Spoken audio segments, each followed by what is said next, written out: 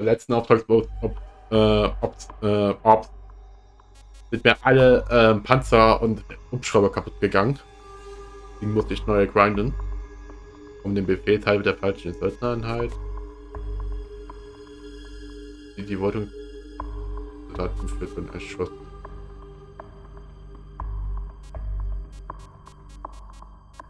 Verteidigung der Basis.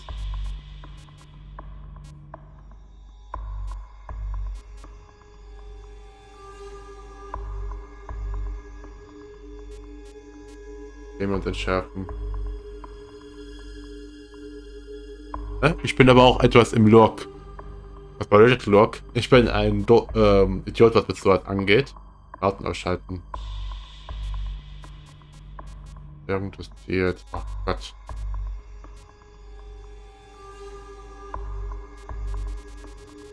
So viele Special Ops Missionen, Alter.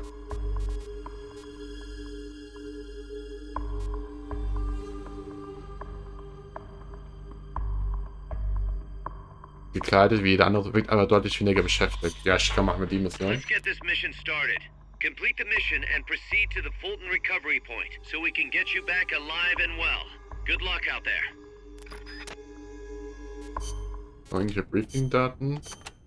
Ja, gibt es. The river running through here is Rio del Jade, or the Jade River. Jade?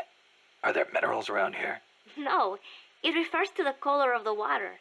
You will have to go to Guatemala for jade. Doesn't look all that pretty from where I'm standing. We are still in the rainy season, so the river is a little muddy. It will return to normal once the dry season starts. Rivers are an important means of transport around here. They are relatively calm, and there are plenty of canals along the coast too. A boat would be more than enough to transport some good-sized cargo. Like a nuclear weapon. We don't know enough yet. I'll keep looking. Thank you, Snake.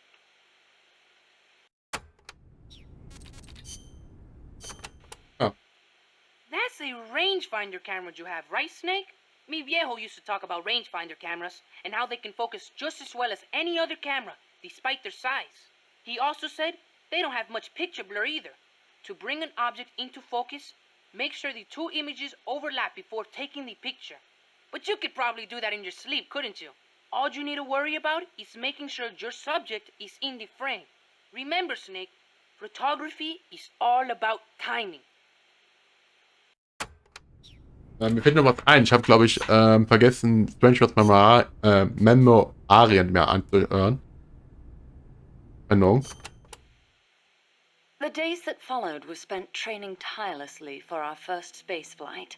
The boss endured conditioning that tested the limits of human capability, and I supported her.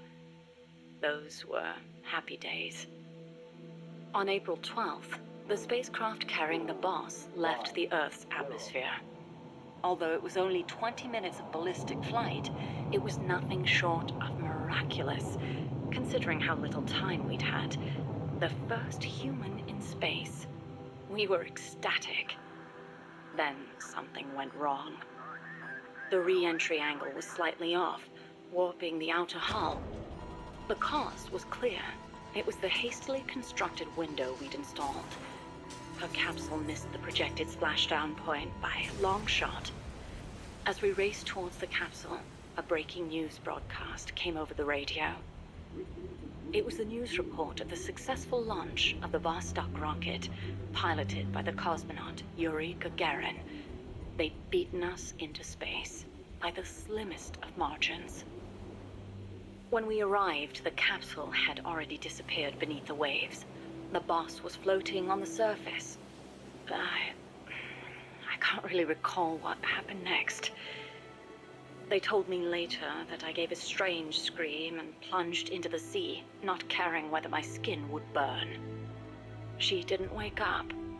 Her entire body was bruised, burnt, scorched by cosmic rays. It was a miracle she was still alive.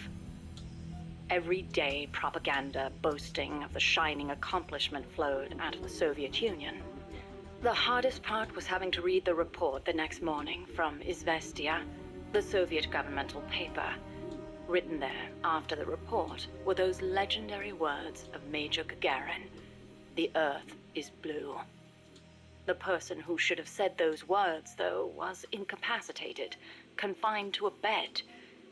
NASA opted to pretend the flight had never happened. The Soviets had orbited a man around the Earth and returned him safely. We'd barely managed to escape the atmosphere and achieve ballistic flight. Even worse, the pilot was horribly mangled and the spacecraft lost altogether. As they saw it, covering it up was the only alternative to seeing the nation's pride dealt yet another blow. I've been told military records show the boss was taking part in the Bay of Pigs incident at the time. They were that desperate to erase the whole affair. In the end, Alan Shepard's ballistic flight 1 month later became known as America's first spaceflight. Shepard's flight owed its success to insights earned through the boss's sacrifice. But to me, none of that mattered. I prayed day and night for her recovery, never leaving her side, not even for a moment. Then, as summer ended and the chill of winter approached, she spoke. "Give me water."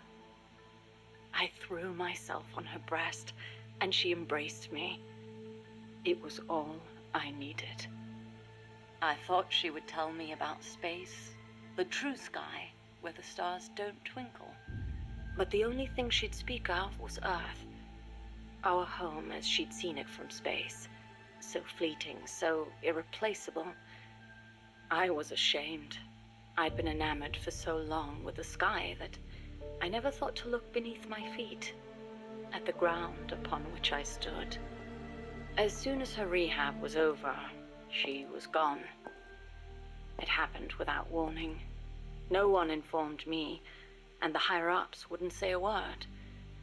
It wasn't so strange or surprising, really. I simply assumed she was off to complete her next mission, because she was loyal to the end. Since then, I've devoted myself to researching artificial intelligence, so that no one will ever have to make her sacrifice again. No human being should be asked to take on a mission that dangerous. Next time, I'll be the light that shines on someone else. I still wonder why she opened up to me on that chilly night in Florida. That operation was top secret, even if it was all in the past. I like to think it was because she trusted me. But that's probably not the case. She wanted someone to listen. And I don't think that someone was me. Those faraway eyes, the tone of her voice, like she was talking to her own child. Those things made it clear that she was speaking to someone else. I found myself envying that someone. 4 years later, I learned of her death.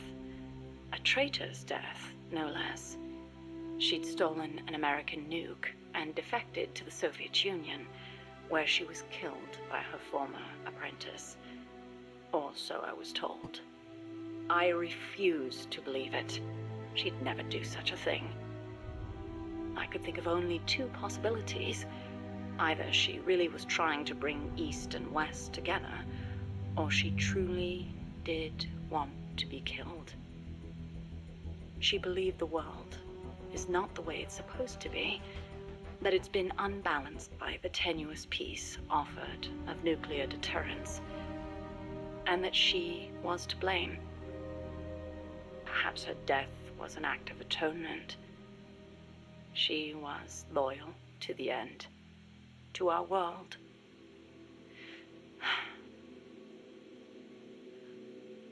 And I lost the light of my life. I now find myself victim to an incredibly irrational emotion of my own. That someone, the one she wanted to confess her sin to, could it be the one who took her life? The very thought drives me utterly mad with jealousy.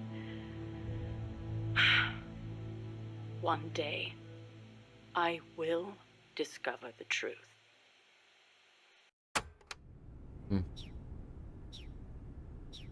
Ich frage mich, ob es die letzte Datei war, aber es ist wirklich... Oh, wir haben eine Trophäe verdient. Strangelove Gedanken. Ja, es waren, glaube ich, alle